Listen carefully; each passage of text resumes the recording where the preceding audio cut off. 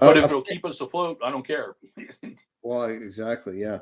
A fan on social media wanted me to ask you about the atmosphere in the company with the famous Mike Awesome WCW. Taz comes back, takes the title off him, et cetera, et cetera. That very famous situation. What do you recall of that?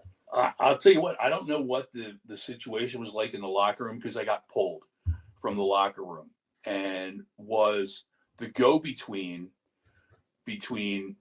Paul and Tommy and Taz and Mike Awesome and Doug Dillinger.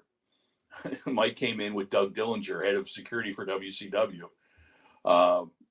And so I had to go. They're like, okay, go see Paul. He's at so and so restaurant in Indianapolis that night. That as soon as I pulled into the parking lot, go see Paul.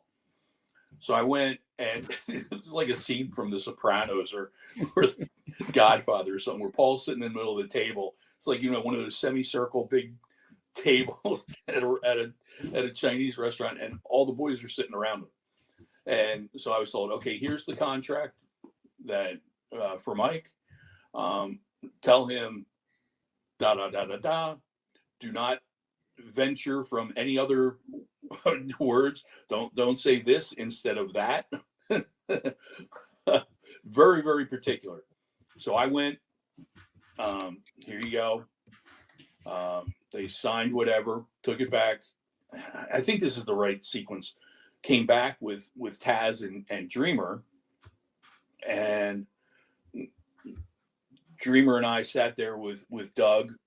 Taz and Mike went off and talked, I guess, specifics of the match and how it was going to be. Everything was settled. I went to the building, got dressed. The matches were already started. Got dressed. I did nothing until that match.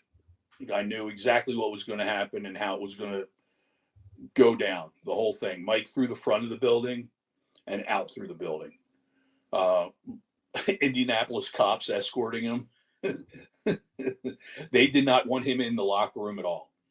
Mm-hmm. I think maybe for his own safety, because there's some nutty people in our locker room. So, I mean, the match went down, whatever everybody's seen on TV, the match went down, and that was it. And like I said, it was a whirlwind, and I really, I don't know if I was lucky or not to be involved in it, but that's how it went down for me. Like I said, I wasn't in the locker room prior to, just before that. I mean, I had enough time just to get dressed and get out there for the match.